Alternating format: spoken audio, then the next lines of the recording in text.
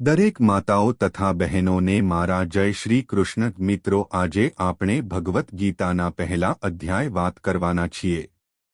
Video ચાલુ કરતા પહેલા જો મિત્રો તમે હજી પણ અમારી ચેનલને સબસ્ક્રાઇબ ન કરી હોય તો જરૂરથી કરજો, કારણ કે ભગવદ્ ગીતાના બધા જ વિડિયો આ ચેનલ ઉપર મૂકવામાં આવે છે. તો ચાલો મિત્રો, આપણે વિડિયો ચાલુ કરીએ અને નીચે કોમેન્ટમાં જય શ્રી કૃષ્ણ જરૂરથી લખજો. શૌનકાદિ ઋષિ 1000 વર્ષ ચાલે તેવો યજ્ઞ નૈમિષારણ્યમાં કરી રહ્યા હતા. બ્રાહ્મણ અને ક્ષત્રિયથી ઉત્પન્ન થયેલા સુતપુરાણી પણ ત્યાં આવ્યા હતા. સુતપુરાણીએ 4 વેદ લખ્યા હતા. શૌનકાદિ ઋષિઓએ સુતપુરાણીને પ્રશ્નો કર્યા કે અમને બધા શાસ્ત્રોનો સાર કહો, અમને શ્રીકૃષ્ણ અર્થાત ઈશ્વર વિશે કંઈક કહો, તેમના અવતારની કથાઓ, પરાક્રમો, લીલાઓ પણ કહો. શૌનકાદિ મુનિએ સૂતને 6 પ્રશ્ન પૂછ્યા. 1. માનવનું કલ્યાણ શેમાં છે? 2. કલ્યાણનું સરળ સાધન શું? 3. ભગવાન શા માટે વસુદેવને ત્યાં પ્રગટ્યા? 4. ભગવાનની ચરિત્ર લીલાઓ કઈ? 5. ભગવાનના અવતારો કેટલા? 6. શ્રીકૃષ્ણ સ્વધામ પધાર્યા પછી ધર્મ કોને શરણે ગયો? સુતપુરાણીએ ઉત્તર આપ્યા, મનુષ્યને માટે સર્વશ્રેષ્ઠ ધર્મ એ જ છે કે જેના વડે શ્રીકૃષ્ણમાં અર્થાત ભગવાનમાં નિષ્કામ ભક્તિ થાય. શ્રી હરિને સંતોષવા એ જ ધર્મનું ફળ છે. ભગવાનનું એકાગ્ર મનથી નિત્ય શ્રવણ, કીર્તન, ધ્યાન, પૂજન કરવું, ભગવાનની કથા, ભાગવત કથા સાંભળવી અને કહેવી, જેના પરિણામે મનુષ્યના હૃદયમાં શ્રીકૃષ્ણનો વાસ થાય. ભક્તિયોગથી શાંત થયેલા મનવાળા અને સંસાર સંગથી મુક્ત થયેલા મનુષ્યને ભગવાનના તત્વનો આપોઆપ અનુભવ થઈ ઈશ્વર સાક્ષાત્કાર થતાં મનુષ્યની અહંકાર અને અજ્ઞાનરૂપી ગાંઠો તૂટી જાય છે. સર્વ સંશયો નાશ પામે છે અને સર્વ કર્મનો ક્ષય થાય છે. પરમાત્મા એક છે, પરંતુ ભિન્ન પ્રાણીઓમાં જીવ સ્વરૂપે હોઈ અનેક જેવા લાગે છે. જગતના સૃષ્ટા ભગવાન મનુષ્યોમાં લીલાવતાર ધારણ કરી સત્વગુણથી મનુષ્યોનું કલ્યાણ કરે છે. ભગવાનના 24 અવતારો ગણાવ્યા છે.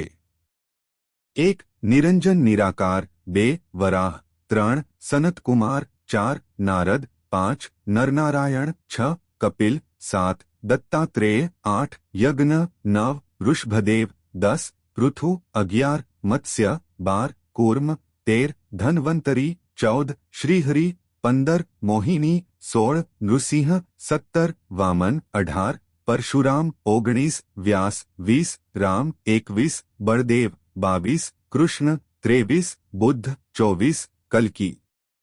ભગવાને અવારનવાર પૃથ્વી પર અવતાર ધારણ કરી મનુષ્યોનું રક્ષણ કર્યું છે. ભગવાનના અવતારોની જુદી જુદી કથા ભાગવતમાં કહેવામાં આવી છે. વ્યાસજીની કથા. વ્યાસમુનિ 111 વર્ષના થયા હતા. તેમની પત્ની અરણી સાથે સરસ્વતી નદીને કિનારે જીવન ગાળતા હતા. હમણાં વ્યાસજીનું મન અદિલ અશાંત રહેતું હતું. વ્યાસજી જમતા નથી. અરણીએ કારણ પૂછ્યું, આપણે દેવ જેવો દીકરો છે, આપે મહાભારત જેવો મહાન ગ્રંથ લખી નામના મેળવી છે, છતાં તમારા મનને અશાંતિ શા માટે? વ્યાસજી પ્રશ્નનો જવાબ આપતા નથી. આમને આમ 4 દિવસ ગયા. 5મે દિવસે અરણીએ ફળ કાપી વ્યાસ પાસે મૂક્યા, પણ વ્યાસે ખાધા નહીં. વ્યાસજીનું મન મૂંઝાય છે. આ મૂંઝવણ કોને કહેવી? એટલામાં શ્રીમન નારાયણ નારાયણ કરતા નારદજી ત્યાં આવી પહોંચ્યા. નારદજીને વંદન કરી અરણીએ નારદજીને પૂછ્યું કે વ્યાસજીનું મન અશાંત કેમ રહે છે? વ્યાસજી કહે છે કે મહાભારત જેવો ગ્રંથ લખવા છતાં મારો આત્મા સંતોષ પામતો નથી. નારદજી વ્યાસજીનો પ્રશ્ન સાંભળી પોતાનો ભૂતકાળ યાદ કરવા લાગ્યા. હે વ્યાસમુનિ, તમે મારી કથા સાંભળો. નારની કથા. હું દાસીનો દીકરો હતો. માતાના પેટમાં 5 માસનો હતો ત્યારે પિતાનું મૃત્યુ થયું. ઉપર આભ અને નીચે ધરતી એવી અમારી સ્થિતિ થઈ હતી. મારી માં પારકા કામ કરતી. માટીના પાત્રમાં લાવેલું અન્ન મને બપોરે ખવડાવતી. મારી માની ઈચ્છા હતી કે હું મોટો માણસ થાઉં, મહાન બનું. અમે માં દીકરો ભાંગી તૂટી ઝૂંપડીમાં રહેતા હતા. વાત કરતાં કરતાં નારદજીનું હૈયું ભરાઈ ગયું. એક દિવસ બપોરેમાં કામ કરી માટીના વાસણમાં અન્ન લઈ આવતી હતી ત્યારે મારી માતાએ મને પાડોશીના દીકરાને અપશબ્દ કહેતા સાંભળ્યો. હાથમાંનું માટીનું પાત્ર પડી ગયું. મારા પર ખૂબ ગુસ્સે થઈ. ઝૂંપડીનો દરવાજો ખોલી મને કહેવા લાગી, નારદ ચાલ્યો જા. માને ખૂબ દુઃખ થયું. અમે માં દીકરો બંને ગામ છોડી ચાલી નીકળ્યા. બપોર થયો. માને મેં કહ્યું, માં, મારા પગ બળે છે. મારી માતાએ મને તેડી લીધો. ચાલતા ચાલતામાં થાકી ગઈ. રસ્તામાં આંબાના સુંદર ઝાડ આવ્યા. માએ મને નીચે ઉતાર્યો. મેં ઝાડ પર સુંદર મજાની કેરી જોઈ.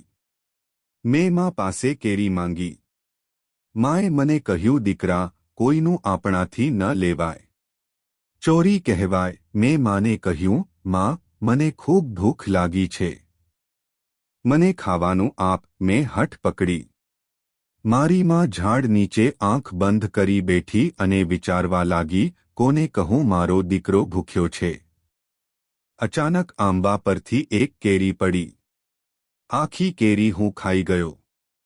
માં માટે ન રાખી. માં, તું પણ ભૂખી છે, તને ભૂખ લાગી હશે, પણ હું ભૂખ્યો આખી કેરી ખાઈ ગયો. તારા માટે ન રાખી. ત્યાં થોડો આરામ કરી ફરી અમે ચાલવા લાગ્યા. સાંજે 7 વાગ્યે જયા ઋષિમુનિઓનો ચાતુર્માસ ચાલતો હતો તેથી અન્નક્ષેત્ર ચાલતું હતું. ત્યાં અમે પહોંચ્યા. ફાટેલા કપડાવાળી મારી માતા મુનિઓ પાસે ગઈ. કરગરતી હાથ જોડી કહેવા લાગી, હું જમવા નથી આવી. અહીંના મોટા મહંતને મારે મળવું છે. આ દીકરાને ચાતુર્માસમાં તમારા આશ્રમમાં મૂકવા આવી છું, જેથી તમારા સંસ્કાર મારા દીકરામાં આવે. મારી માએ વિનંતી કરી કે મારા દીકરાને આશ્રમમાં રાખવા બદલ હું તમારા બધા માટે રાંધીશ. મહંતે પૂછ્યું, હે દાસી, તું ક્યાં જમીશ? મહારાજ, મારી વ્યવસ્થા હું કરી લઈશ. મહંત મારી માને જોઈ જ રહ્યા. આ ગરીબ માતા એક ટંકના ભોજનની પણ આશા રાખ્યા વિના દીકરાને સંસ્કાર આપવા વિનંતી કરે છે. મહંતે મારી માને કહ્યું, હે દાસી, એક ટંક તું અહીં જમજે. મારી માએ મને મહાત્માની સોબતમાં મૂક્યો. મારી માં આશ્રમને રસોડે રસોઈ કરે.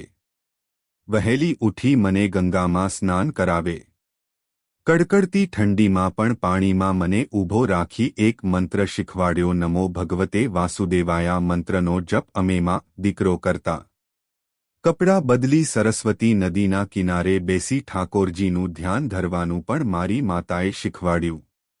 મારી માં મધ્યાહન થતાં તપસ્વીઓને પોતે તૈયાર કરેલી સામગ્રી પીરસે ત્યારે હું માને તે કામમાં મદદ કરતો.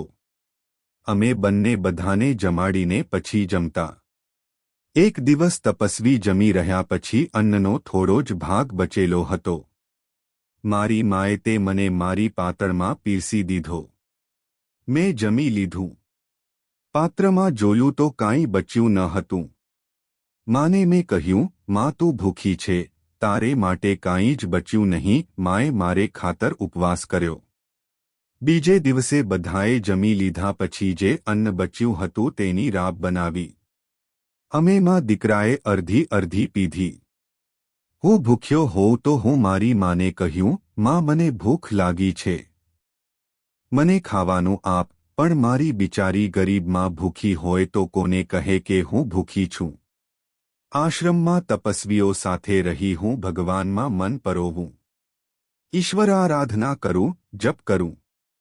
જપ કરવાથી મારી બુદ્ધિ સતેજ થઈ. ચાતુર્માસ પૂરો થયો. ઋષિઓ આશ્રમ છોડી તપ કરવા જવાના હતા.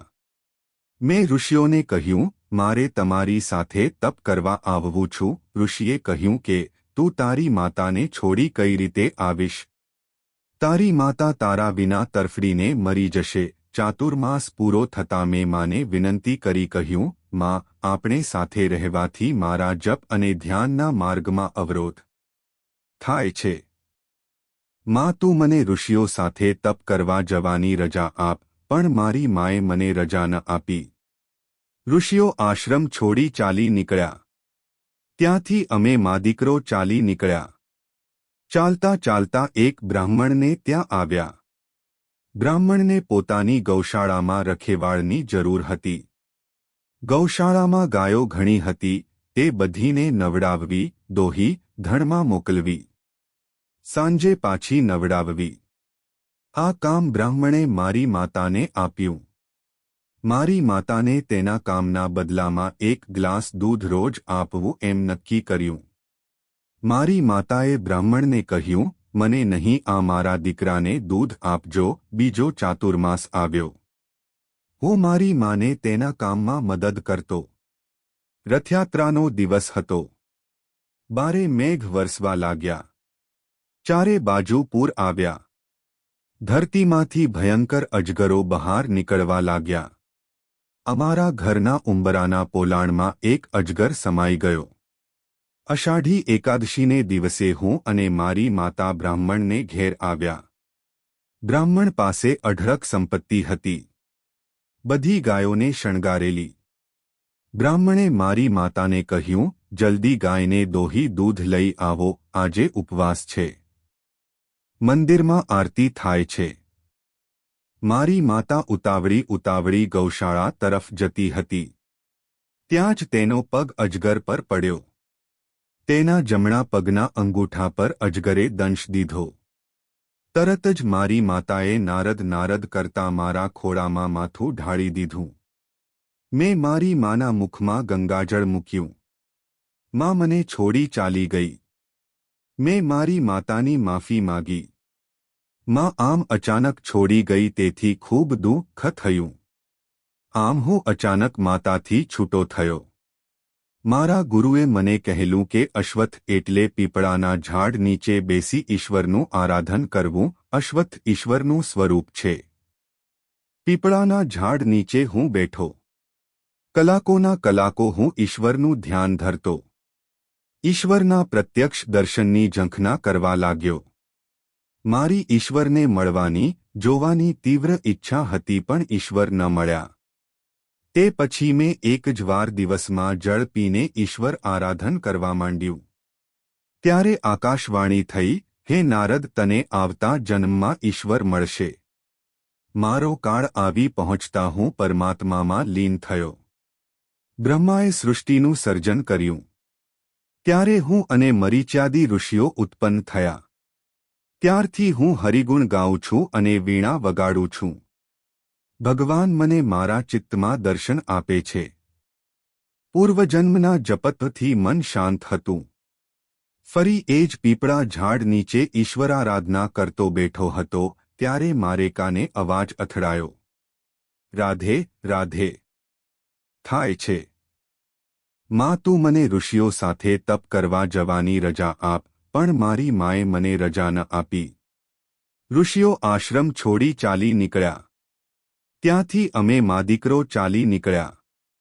ચાલતા ચાલતા એક બ્રાહ્મણને ત્યાં આવ્યા. બ્રાહ્મણને પોતાની ગૌશાળામાં રખેવાળની જરૂર હતી. ગૌશાળામાં ગાયો ઘણી હતી. તે બધીને નવડાવવી, દોહી, ધણમાં મોકલવી, સાંજે પાછી નવડાવવી. આ કામ બ્રાહ્મણે મારી માતાને આપ્યું. મારી માતાને તેના કામના બદલામાં 1 ગ્લાસ દૂધ રોજ આપવું એમ નક્કી કર્યું. મારી માતાએ બ્રાહ્મણને કહ્યું, મને નહીં, આ મારા દીકરાને દૂધ આપજો. બીજો ચાતુર્માસ આવ્યો. હું મારી માને તેના કામમાં મદદ કરતો. રથયાત્રાનો દિવસ હતો. બારે મેઘ વરસવા લાગ્યા. ચારે બાજુ પૂર આવ્યા. ધરતીમાંથી ભયંકર અજગરો બહાર નીકળવા લાગ્યા. અમારા ઘરના ઉંબરાના પોલાણમાં એક અજગર સમાઈ ગયો. અષાઢી એકાદશીને દિવસે હું અને મારી માતા બ્રાહ્મણને ઘેર આવ્યા. બ્રાહ્મણ પાસે અઢળક સંપત્તિ હતી. બધી ગાયોને શણગારેલી. બ્રાહ્મણે મારી માતાને કહ્યું, જલ્દી ગાયને દોહી દૂધ લઈ આવો, આજે ઉપવાસ છે. મંદિરમાં આરતી થાય છે. મારી માતા ઉતાવળી ઉતાવળી ગૌશાળા તરફ જતી હતી. ત્યાં જ તેનો પગ અજગર પર પડ્યો. તેના જમણા પગના અંગૂઠા પર અજગરે દંશ દીધો. તરત જ મારી માતાએ નારદ નારદ કરતા મારા ખોળામાં માથું ઢાળી દીધું. મેં મારી માના મુખમાં ગંગાજળ મૂક્યું. માં મને છોડી ચાલી ગઈ. મેં મારી માતાની માફી માગી. માં આમ અચાનક છોડી ગઈ તેથી ખૂબ દુઃખ થયું. આમ હું અચાનક માતાથી છૂટો થયો. મારા ગુરુએ મને કહેલું કે અશ્વત્થ એટલે પીપળાના ઝાડ નીચે બેસી ઈશ્વરનું આરાધન કરવું. અશ્વત્થ ઈશ્વરનું સ્વરૂપ છે. પીપળાના ઝાડ નીચે હું બેઠો. કલાકોના કલાકો હું ઈશ્વરનું ધ્યાન ધરતો. ઈશ્વરના પ્રત્યક્ષ દર્શનની ઝંખના કરવા લાગ્યો. મારી ઈશ્વરને મળવાની, જોવાની તીવ્ર ઈચ્છા હતી પણ ઈશ્વર ન મળ્યા. તે પછી મેં એક જ વાર દિવસમાં જળ પીને ઈશ્વર આરાધન કરવા માંડ્યું. ત્યારે આકાશવાણી થઈ, હે નારદ, તને આવતા જન્મમાં ઈશ્વર મળશે. મારો કાળ આવી પહોંચતા હું પરમાત્મામાં લીન થયો. બ્રહ્માએ સૃષ્ટિનું સર્જન કર્યું. ત્યારે હું અને મરીચ્યાદી ઋષિઓ ઉત્પન્ન થયા. ત્યારથી હું હરિગુણ ગાઉં છું અને વીણા વગાડું છું. ભગવાન મને મારા ચિત્તમાં દર્શન આપે છે. પૂર્વજન્મના જપતથી મન શાંત હતું. ફરી એ જ પીપળા ઝાડ નીચે ઈશ્વરારાધના કરતો બેઠો હતો ત્યારે મારે કાને અવાજ અથડાયો. રાધે રાધે રાધે. મેં આંખ ખોલી તો રાધાજીના દર્શન થયા. રાધાજીના ચરણમાં નમસ્કાર કર્યા. કરોડો સૂર્યના તેજ સમી રાધા મારો હાથ ઝાલી મને કૃષ્ણ પાસે લઈ ગઈ. રાધાજીએ કૃષ્ણને કહ્યું, હે ભગવાન, આ નારદજીને એક તંબુરો આપો. ભગવાને કહ્યું, શા માટે? હે ભગવાન, આ નારદજી તંબુરો વગાડતા વગાડતા તમારું ભજન કરશે અને તેમનામાં સંસારમાં તણાતા જીવોને મદદ કરવાની શક્તિ છે. તેથી અનેક સંસારી જીવોને ભક્તિનો માર્ગ બતાવશે. ભગવાને મને એક તંબુરો આપ્યો. આમ મને ઈશ્વરના દર્શન થયા. હે વ્યાસમુનિ, તમે ભગવાનની ભક્તિ માણસે કેમ કરવી તેમજ ભગવાન વાસુદેવનો મહિમા, ભગવાનની લીલાઓ તથા ભગવાનના યશનું વર્ણન કરો કે જેથી વિદ્વાનોની સર્વ જિજ્ઞાસા પૂર્ણ થાય અને સાંસારિક દુઃખોથી પીડાતા મનુષ્યોને શાંતિ મળે. જેથી તમારા પોતાના મનને પણ શાંતિ મળે. હે વ્યાસમુનિ, મેં તમને મારી કથા કહી. આપ હવે મને ભિક્ષા આપો. આપણે સાથે જમીએ. વ્યાસજીએ નારદજીને ભિક્ષા આપી. ઈશ્વરની આરાધના કરતાં કરતાં નારદ દાસીના દીકરામાંથી દેવર્ષિ થયા. રંકમાંથી રાય થયા. માટીમાંથી સોનું થયા. નારદજી ત્યાંથી ચાલી નીકળ્યા. વ્યાસજીએ પોતાના મનની શાંતિ માટે ભાગવતની રચના ગ્રંથસ્થ કરવા માટે ગણપતિને બોલાવ્યા. ગણપતિ કહે, હે વ્યાસમુનિ, આપ બોલશો તે હું લખીશ, પણ એકવાર લખવાનું ચાલુ કરીશ પછી વચ્ચે અટકીશ નહીં. મારી કલમ નહીં અટકે. વ્યાસજી કબૂલ થયા અને ગણપતિ લખવા તૈયાર થયા. પણ હવે આ કથા સાંભળશે કોણ? પોતાના પરમ વિદ્વાન તપસ્વી પુત્ર શુકદેવ આ કથા સાંભળે એવી એમની ઈચ્છા હતી. શુકદેવજી ભોરિંગ સર્પો વચ્ચે કઠોર તપસ્યા કરતા હતા. એમને બોલાવવા મોકલે તો પણ તે આવે તેમ હતા નહીં. વ્યાસજીએ ભોજપત્ર પર એક શ્લોક લખ્યો. કસ્તુરીતિલક લલાટપટલે વક્ષસ્થલે કૌસ્તુભ, નાસાગ્રે વર્મોક્તિકમ કરતલે વેણુ કરે કંકણમ, સર્વાંગે હરિચંદનું સુલ્લિત કંઠેચ મુક્તાવલી ગૌપસ્ત્રી પ્રિવેષ્ટિતો વિજ્યતે ગોપાલ ચૂડામણીય. અર્થ: જેમના વિશાળ કપાળમાં કસ્તુરીયુક્ત તિલક છે, છાતીની મધ્યમાં કૌસ્તુભ મણિ લટકે છે, નાકને છેડે ઉત્તમ મોતી લટકે છે, જેમણે હાથની હથેળીમાં વેણુ અને કાંડે કંકણ ધારણ કરેલા છે, જેમના આખા શરીર પર સુગંધી ચંદનનો લેપ છે, કંઠમાં મોતીની સેરો છે અને જે ગોપીઓથી વીંટાઈ વળેલા છે એવા ગોપાલોમાં શ્રેષ્ઠ મણિતુલ્ય શ્રી ગોપાલકૃષ્ણ વિજય પામે છે. વ્યાસજીએ પોતાના 4 શિષ્યોના ગળામાં પહેરાવ્યો અને તેમને કહ્યું, હે શિષ્યો, સર્પો જેનું રક્ષણ કરે છે એવા શુકદેવ જ્યાં તપ કરે છે ત્યાં તમે જાવ અને ત્યાં જઈ આ શ્લોક તેમને સંભળાય તેમ ગાજો. શ્લોક 1. શ્લોક 2. વાપીડ નટવરવપુ વર્ણયો નિઝાય. અર્થ 1. શ્રીકૃષ્ણ ગ્વાલ બાળકો સાથે વૃંદાવનમાં પ્રવેશ કરી રહ્યા છે. એમના મસ્તકે મોરપીંછ છે અને બંને કાનમાં પીળા પુષ્પો છે. શરીર પર પીતાંબર અને ગળામાં 5 પ્રકારના પુષ્પોની બનેલી વૈજયંતી માળા છે. ઉત્તમ નટ જેવો શરીર અવેશ છે. વાંસળીના છિદ્રોને પોતાના અધરામૃતથી ભરી રહ્યા છે અને ગોવાળિયાઓના ટોળા તેમની જ કીર્તિ ગાઈ રહ્યા છે. આમ વૈકુંઠથી પણ શ્રેષ્ઠ એ વૃંદાવનધામ એમના ચરણચિહ્નોથી વધુ રમણીય બન્યું છે. હે પરીક્ષિતા, આ બંસીનાદ સર્વ પ્રાણીઓના મનને હરતો હતો. તે સાંભળી વ્રજની સ્ત્રીઓ તેનું વર્ણન કરતાં કરતાં તન્મય થઈ ગઈ અને શ્રીકૃષ્ણને આલિંગન કરવા લાગી. અર્થ 2. પાપીણી પૂતનાએ પોતાના સ્તનોમાં હળાહળ ઝેર લગાડી શ્રીકૃષ્ણને મારી નાખવાના દુષ્ટ હેતુથી દૂધ પીવડાવ્યું હતું. તેને પણ ભગવાને પરમતિ આપી, જે માતા યશોદાને યોગ્ય હતી, તો એમનાથી બીજા ક્યાં દયાળુને શરણે આપણે જઈએ. વેદ વ્યાસના શિષ્યો જ્યાં શુકદેવજી તપ કરતા હતા ત્યાં પહોંચી ગયા અને શ્લોક ગાવા લાગ્યા. શ્લોક સાંભળતા જ શુકદેવજી શિષ્યોની પાછળ પાછળ ચાલવા માંડ્યા.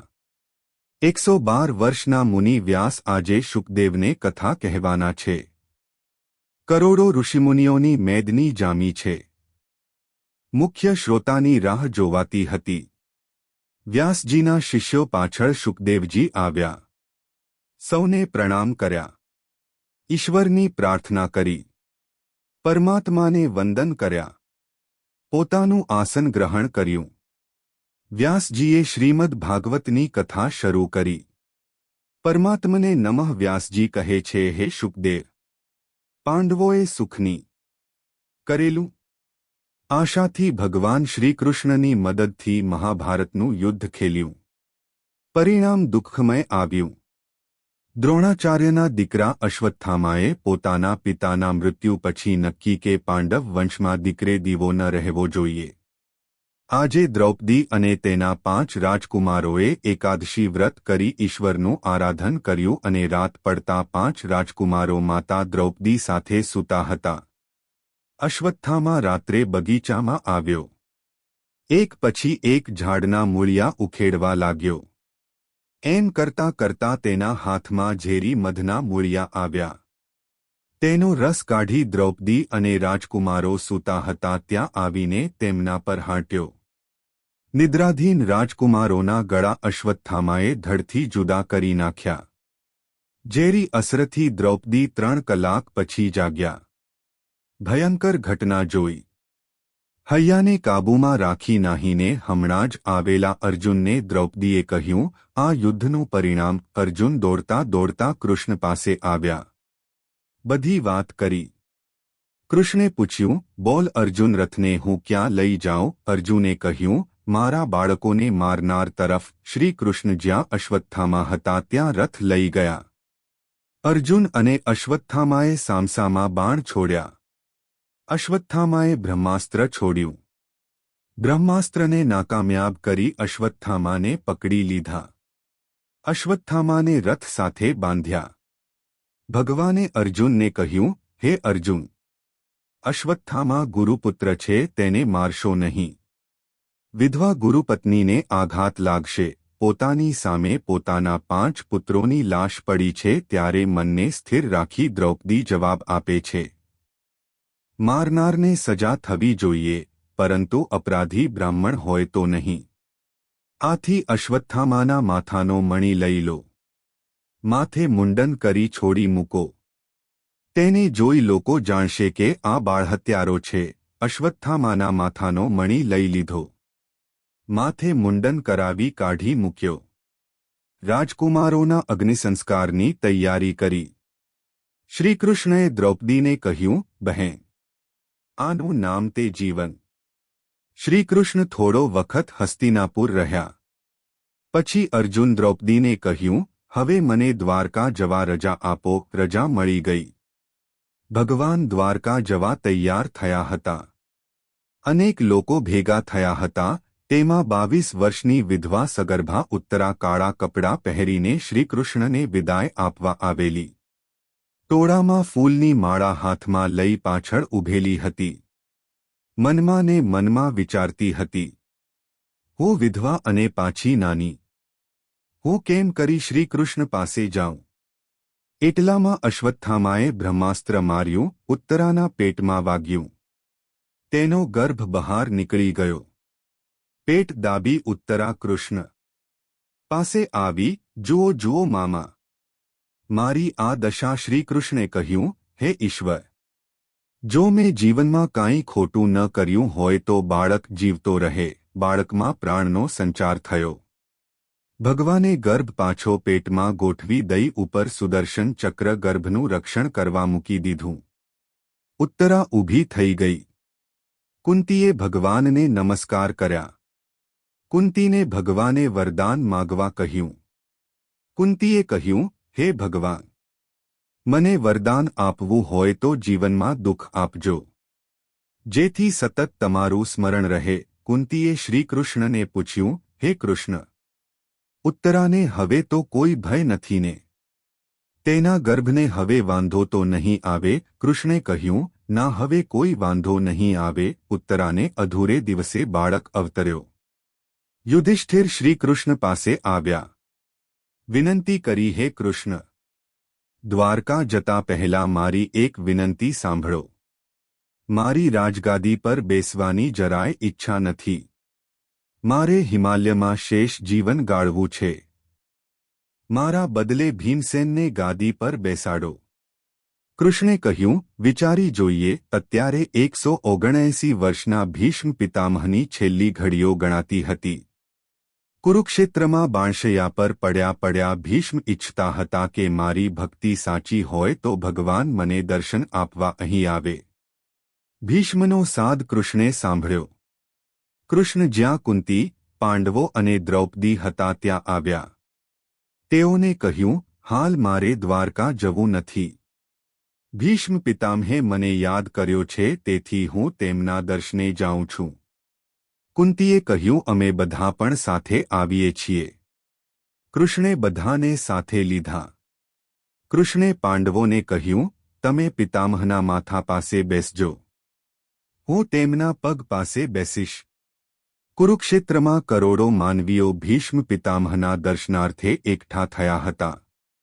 ભગવાન કૃષ્ણનો રથ કુરુક્ષેત્રમાં જ્યાં ભીષ્મની બાણશૈયા હતી ત્યાં આવ્યો. ભીષ્મ જાગ્યા. કૃષ્ણ રથમાંથી ઉતર્યા. અર્જુન અને પાંડવો પણ ઉતર્યા. બધાએ ભીષ્મને પ્રણામ કર્યા. ભીષ્મે અર્જુનને કહ્યું, અર્જુન, મારા માથા નીચે 2 બાણ માર, જેથી મારું માથું ભગવાન કૃષ્ણને નમાવી શકું. તે પછી બીજું 1 બાણ મારી પાતાળમાંથી ગંગા કાઢજે અને ગંગાજળ મારા મોઢામાં મૂકજે. 5 પાંડવો, દ્રૌપદી, કુંતાજી ભીષ્મની આજુબાજુ બેઠા. કૃષ્ણ પણ બેઠા. કૃષ્ણે ભીષ્મને કહ્યું, આ તમારો પૌત્ર યુધિષ્ઠિર ગાદીનો અધિકાર છતાં ગાદી પર બેસવાની ના પાડે છે. ભીષ્મે યુધિષ્ઠિરને કહ્યું, ખરે સમયે નાસી જવું તે યોગ્ય નીતિ નથી. યુધિષ્ઠિર કહે, હે પિતામહ, ઉપદેશ આપ્યો તેમજ વિષ્ણુ સહસ્રનો પાઠ કહ્યો. પછી ભીષ્મે આંખો બંધ કરી, મારું મન ઠેકાણે નથી, મારો આત્મા બળ્યા કરે છે. તે જ ક્ષણે ભીષ્મ યુધિષ્ઠિરને ભગવાનની સ્તુતિ કરી. કૃષ્ણને કહ્યું, ભક્ત ભગવાનને કંઈક ભેટ આપવી જોઈએ. હે મધુસૂદન, મારી દીકરી વિતૃષ્ણા કુંવારી છે, તેની સાથે તમે લગ્ન કરો. દીકરી વિતૃષ્ણામતી હું તમને અર્પણ કરું છું. તેનો આપ સ્વીકાર કરો. મેં જાણે અજાણે કોઈ ભૂલ કરી હોય તો ક્ષમા માગું છું. હે કૃષ્ણ, મને કર્ણે નિમકરામ કહ્યો. તમે કૌરવોના પક્ષમાં રહી પાંડવો પ્રત્યે પક્ષપાત કર્યો છે, પણ હે કૃષ્ણ, હું નિમકરામ નથી. હું હંમેશ નિમખલાલ રહ્યો છું. મેં કોઈને ક્યારેય અન્યાય કર્યો નથી. મહાભારતના યુદ્ધના 10મા દિવસે ભીષણ યુદ્ધ ચાલતું હતું. મેં અર્જુન અને તેના ઘોડાને અનેક બાણો માર્યા. તમને કૃષ્ણને જ્યારે પરિસ્થિતિ કથળતી લાગી ત્યારે હે કૃષ્ણ તમે રથનું પૈડું હાથમાં લીધું. મેં તમને હથિયાર હાથમાં નહીં લેવાની તમારી પ્રતિજ્ઞા યાદ કરાવી. હું કૌરવોના પક્ષે પૂરેપૂરો વફાદાર રહ્યો. જીવનની છેલ્લી ઘડીઓ ગણાતી હતી. ભીષ્મે એક ચિત્તે ભગવાનની પ્રાર્થના કરી, હે અર્જુનના સારથી, હે ભગવાન, મારા પ્રાણ કેમ જતા નથી? દ્રૌપદી વચ્ચે બોલ્યા, હે મારા વડા સસરાજી, જ્યારે દુઃશાસન દ્વારા મારા કેશ પકડી મને ભરસભામાં ઘસડીને લાવવામાં આવી, મારા 999 વસ્ત્રો ખેંચાયા ત્યારે તમારી બુદ્ધિ ક્યાં ગઈ હતી? તમે કોઈ મારી મદદે કેમ ન આવ્યા?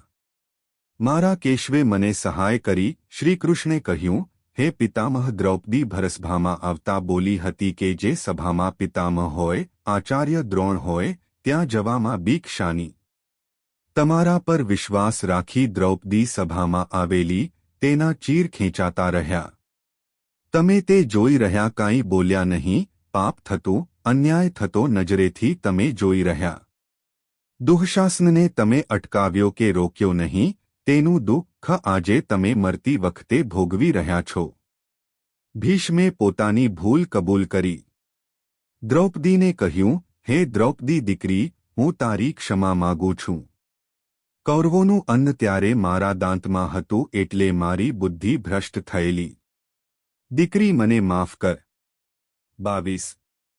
પાતાળમાંથી અર્જુને બાણ મારી ગંગાજી કાઢ્યા. પિતામહના મોઢામાં ગંગાજી પધરાવ્યા. ભીષ્મનું શરીર શાંત થયું.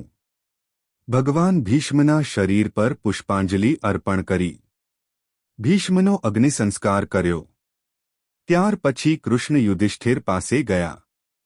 યુધિષ્ઠિરને કહ્યું, હે યુધિષ્ઠિર, કાર્યભાર સંભાળી લો હવે અને મને દ્વારકા જવાની રજા આપો. શ્રીકૃષ્ણ દ્વારકા જવા નીકળ્યા.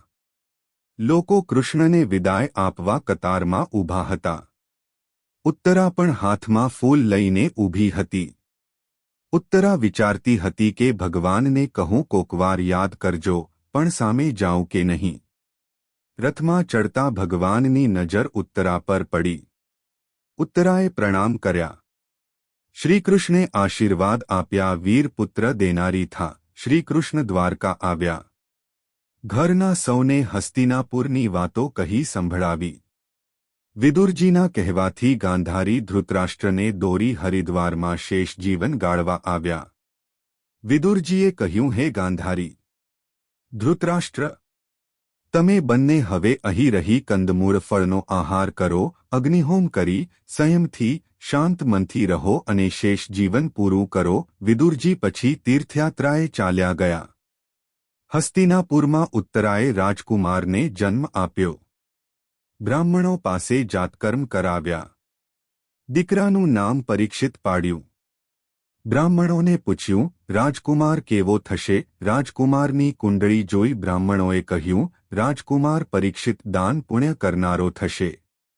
લગ્ન થશે, પુત્રો થશે, ઈશ્વર સ્મરણ કરતા જીવન પૂરું કરશે. મોટા ભાઈ યુધિષ્ઠિરની રજા લઈ અર્જુન કૃષ્ણને મળવા દ્વારકા આવ્યા. દ્વારકામાં અર્જુને ઘણી ધાંધલ ધમાલ જોઈ. અર્જુને શ્રીકૃષ્ણને પૂછ્યું, આ ધમાલ શાની છે? કૃષ્ણે કહ્યું, હે અર્જુન, મારા કુળને બ્રાહ્મણોનો શાપ છે. અમે બધા પ્રભાસ પાટણ સપરિવાર જવાના છીએ. હે કૃષ્ણ, તમે સ્વધામ જવાના હો તો તમારા છેલ્લા દર્શન કરવા માટે હું તમારી સાથે આવું. હે અર્જુન, તું એક વાત સાંભળ. કોઈ પણ સંજોગોમાં તું મને પાણી પાતો નહીં. યાદવોને લઈ શ્રીકૃષ્ણ પ્રભાસ પાટણ આવ્યા. પ્રભાસ પાટણ જતા યાદવો અંદર અંદર લડી પડ્યા. આખા યાદવ કુળનો સંહાર થયો. સ્વધામ જતા પહેલા ભગવાન કૃષ્ણે યદુવંશનો સંહાર જોયો. પીપળાના ઝાડ નીચે વિસામો લેવા બેઠા. પારધીએ મૃગ સમજી બાણ માર્યું. શ્રીકૃષ્ણના પગને વિંધી શ્રીકૃષ્ણની છાતીમાં સોંસરવું ઉતરી ગયું. ભગવાનના પગમાંથી અને શરીરમાંથી લોહી નીકળવા માંડ્યું. અર્જુન પાણી આપવા ગયા, પણ શ્રીકૃષ્ણે પાણી પીવાની ના પાડી. ભગવાનની લોહી નીંગળતી હાલત જોઈ અર્જુન બેભાન બની ગયો. શ્રીકૃષ્ણે સારથીને કહ્યું, અર્જુનને રથમાં બેસાડી હસ્તિનાપુર મૂકી આપ. ભગવાન સ્વધામ જવાના હતા. ચારે બાજુ વિનાશ, ધરતીકંપ થવા લાગ્યો. 15 દિવસ થઈ ગયા છતાં અર્જુન પાછો આવ્યો નહીં. યુધિષ્ઠિરને ચિંતા થવા લાગી. મોટા ભાઈ યુધિષ્ઠિરે ભીમને કહ્યું, અર્જુનને દ્વારકા જઈ બોલાવી લાવો. મારું શરીર ધ્રુજે છે, આંખ ફરકે છે. ભીમ દોડતા દોડતા અર્જુનને શોધવા જાય છે ત્યારે સામે અર્જુન મળે છે. તેની જાતના ઠેકાણા નથી. આવી હાલતમાં જોઈ ભીમે અર્જુનને પાણી પાયું અને પૂછ્યું, હે અર્જુન, તને શું થયું? આમ ચક્રવકળ કેમ? ભાઈ, ભાઈ. ભગવાન સ્વધામ પધાર્યા. અર્જુનને ભીમે બધા ભાઈઓ પાસે હાજર કર્યા. અર્જુન કહે, મોટા ભાઈ, મારે અહીં રહેવું નથી. હું કૃષ્ણ વિના નહીં રહી શકું. યુધિષ્ઠિરે અર્જુનને કહ્યું, ધીરજ રાખ, સમજણ રાખ. આપણા પૌત્ર પરીક્ષિતને ગાદીએ બેસાડી આપણે બધા હિમાલય ગળવા જઈશું. જલ્દી આપણે પણ સ્વધામ જઈશું. અર્જુન કૃષ્ણને યાદ કરી ધ્રુસકે ધ્રુસકે રડવા લાગ્યો. ભગવાનને સાષ્ટાંગ દંડવત પ્રણામ કર્યા. કૃષ્ણ સાથેના ભૂતકાળના ગાળેલા દિવસો અને પ્રસંગો અર્જુન યાદ કરવા લાગ્યો. અર્જુન યાદ કરે છે કે જ્યારે કૌરવોના કહેવાથી દુર્વાસા ઋષિ પોતાના 10,000 શિષ્યોને લઈ પાંડવોને ત્યાં અમારે ત્યાં મહેમાન થઈ જમવા આવ્યા, ત્યારે દ્રૌપદી વિચારવા લાગી, આટલા બધાને જંગલમાં હું શી રીતે જમાડીશ? દ્રૌપદીએ આ કામ પાર પાડવા પોતાના ભાઈ શ્રીકૃષ્ણને યાદ કર્યા. હે ભાઈ, ઋષિ દુર્વાસા 10,000 શિષ્યો લઈ અમારે ત્યાં જમવા આવે છે. ભગવાન કૃષ્ણ પોતાની બહેનની વાત સાંભળી પોતાના રથમાં પનભોગની સામગ્રી લઈ જ્યાં દુર્વાસા ઋષિ શિષ્યોને લઈ સ્નાન કરતા હતા ત્યાં પહોંચી ગયા. દુર્વાસા ઋષિને પ્રણામ કરી શ્રીકૃષ્ણે કહ્યું, મારી બહેન દ્રૌપદીએ તમને બધાને જમાડવા મને મોકલ્યો છે. બપોરના 12 વાગી ગયા છે. તમે સૌ ભૂખ્યા થઈ ગયા હશો. તેમની કુટીર સુધી પહોંચતા તમને મોડું થાય તેથી અહીંયા જ ભોજન લઈ આવ્યો છું. ભગવાને દુર્વાસા અને તેમના શિષ્યાને પ્રેમથી જમાડ્યા. પછી દ્રૌપદી પાસે ગયા અને કહે, બહેન, ઋષિ અને તેમના શિષ્યોને જમાડીને તારી પાસે આવ્યો છું. મને બહુ ભૂખ લાગી છે. મને જમવાનું આપ. અનેક ભીડના પ્રસંગોમાં કૃષ્ણને અમે યાદ કર્યા છે અને અમારા દરેક કામ શ્રીકૃષ્ણે જ પાર પાડ્યા છે. પરીક્ષિતનો રાજ્યાભિષેક કર્યો. રાજમુગુટ પહેરાવી રાજપાટ સોંપી 5 પાંડવ, દ્રૌપદી અને કુંતાજી હિમાલય ગળવા નીકળ્યા. પરીક્ષિત સૌને દ્વાર સુધી વળાવવા આવ્યા. દ્રૌપદી, કુંતાનું હૈયું ભરાઈ આવ્યું.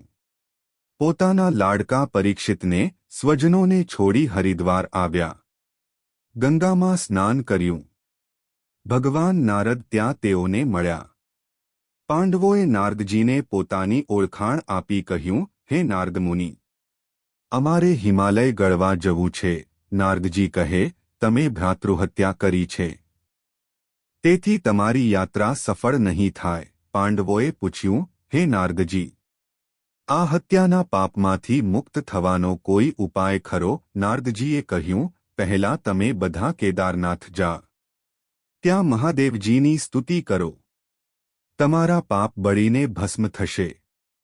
નારદજીની સલાહ માની પાંડવો કેદારનાથ જવા નીકળ્યા.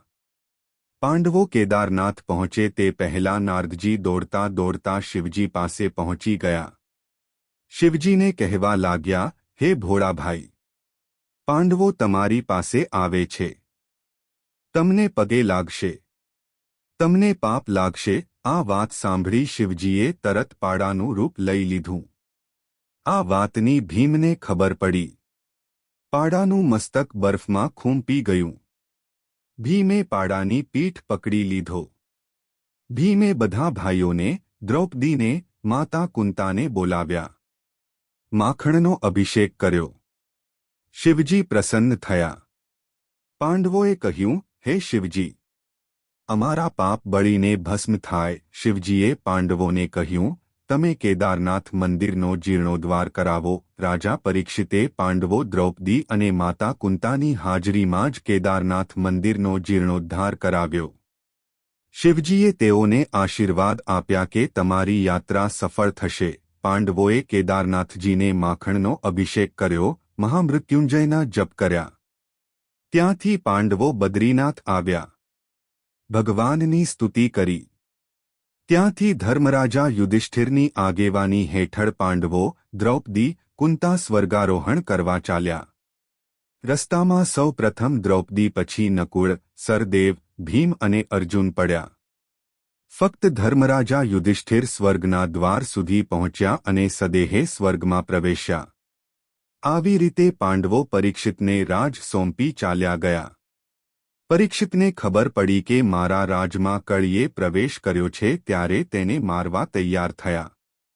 કળીએ પરીક્ષિતને પગે પડી વિનંતી કરી કે હે રાજા, મને તમારા રાજમાં રહેવાની થોડીક જગ્યા આપો. પરીક્ષિતને દયા આવી. જુગાર, સુરાપાન, વેશ્યાગૃહ, કતલખાનું અને સુવર્ણમાં રહેવાની પરીક્ષિતે કળીને રજા આપી. કેળને સુવર્ણમાં રહેવાની રજા મળતા પરીક્ષિતના ઘરમાં બાપદાદાના વખતનો સોનાનો મુગટ હતો, તેમાં પ્રવેશ કર્યો. પરીક્ષિત જ્યારે શિકારે જતા ત્યારે આ મુગટ પહેરતા. એક દિવસ પરીક્ષિત કાળા ઘોડા પર શિકાર કરવા નીકળ્યા. બપોર સુધી શિકાર ન મળ્યો. પરીક્ષિતને ખૂબ તરસ લાગી હતી. બાજુમાં આશ્રમ જોયો. આશ્રમમાં શમીક ઋષિ સમાધિમાં બેઠા હતા.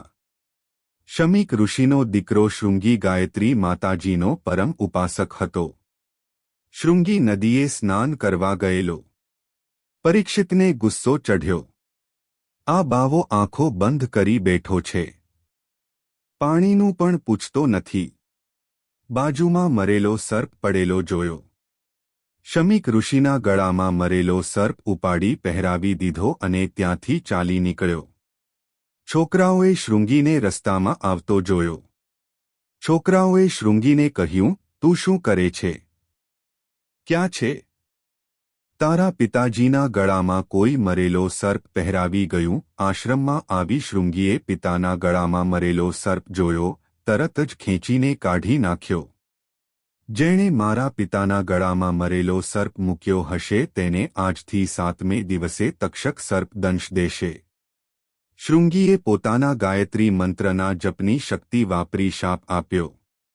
પરીક્ષિતે જેવો મુગટ માથા પરથી ઉતાર્યો કે તરત તેને પોતાની ભૂલ સમજાઈ. સોનાના મુગટમાં કળી હતો અને જે સોનાનો મુગટ હતો તે ચોરીનો માલ હતો.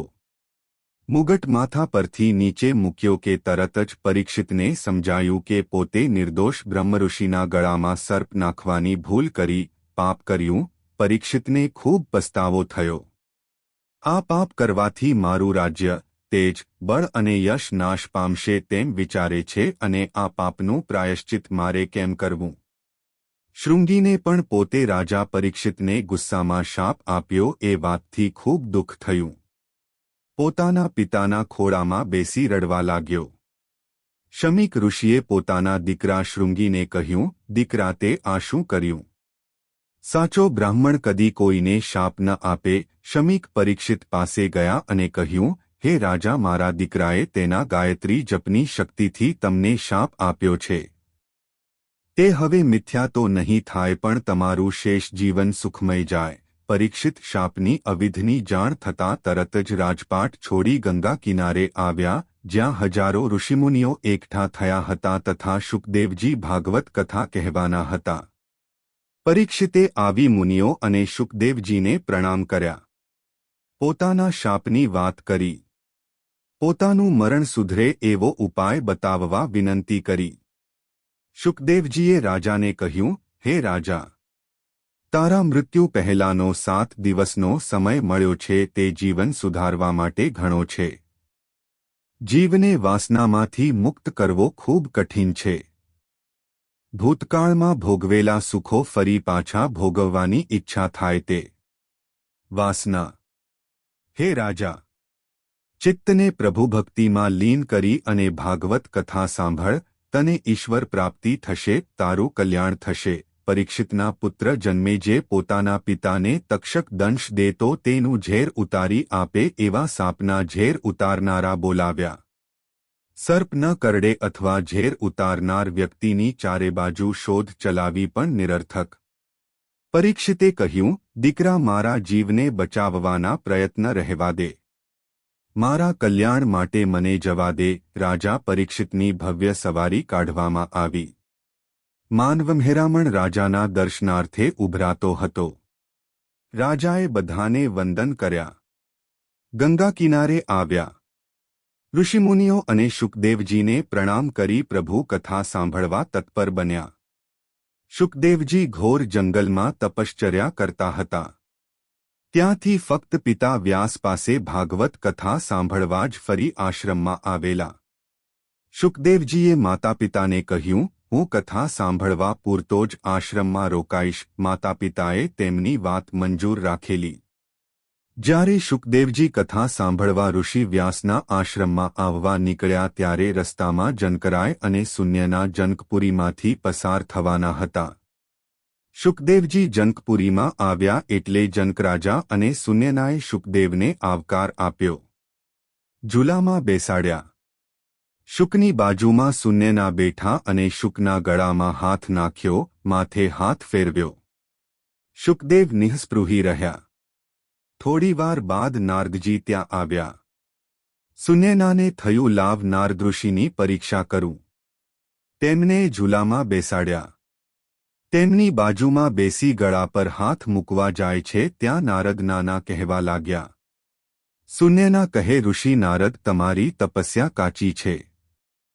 શુકદેવજીને શૂન્યના અને જનકે ભિક્ષા આપી. શુકદેવે ફક્ત હથેળીમાં રહે તેટલી જ ભિક્ષા લીધી. શુકદેવજીને જનક અને શૂન્યનાએ સાષ્ટાંગ દંડવત પ્રણામ કર્યા. શુકદેવજી વ્યાસના આશ્રમમાં આવ્યા. વ્યાસે શુકને કહ્યું, હું તને શ્રીમદ ભાગવતની કથા કહું છું, તે જીવનમાં ઉતારજે અને લોકોના ઉદ્ધાર કાજે કથા કરજે. ગંગા કિનારે શુકદેવજી પોતાના પિતા પાસેથી ભાગવત કથા સાંભળી આવ્યા હતા. હજારો ઋષિમુનિઓ તેમને સાંભળવા ગંગાકાંઠે એકઠા થયા હતા. ત્યારે રાજા પરીક્ષિત શાપિત દશામાં ત્યાં આવ્યા. શુકદેવજીને પોતાના 7 દિવસના જીવનમાં શાંતિ અને મોક્ષ મળે એવો માર્ગ બતાવવાની વિનંતી કરી. શુકદેવે રાજાને કહ્યું, હે રાજા, 7 દિવસ હું તમોને ભાગવત કથા સંભળાવીશ, તેમાં જ મન રાખી એક ચિત્તે સાંભળો. જો તમને આ વિડિયો ગમ્યો હોય તો લાઇક કરો, શેર કરો અને આવા જ વિડિયો જોવા માટે અમારી ચેનલ પૌરાણિક કથાઓને પણ સબસ્ક્રાઇબ કરો.